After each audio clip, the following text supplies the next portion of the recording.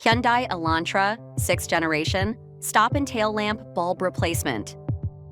If you start the car, press the brake pedal and see a warning message saying, "Check brake light. Here's what to do." To replace the bulb, you need to remove the entire tail light assembly.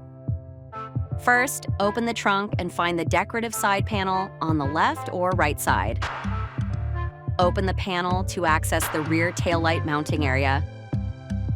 Inside, you'll find two 10mm nuts that secure the taillight to the vehicle body.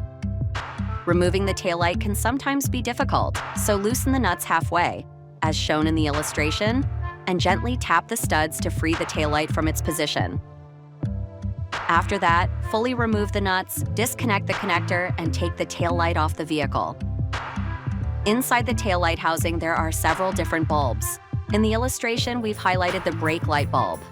To remove it, turn the socket counterclockwise and pull it out. Usually, if the bulb is burned out, you'll be able to see it visually. If the turn signal bulb is burned out, you can replace it yourself as well.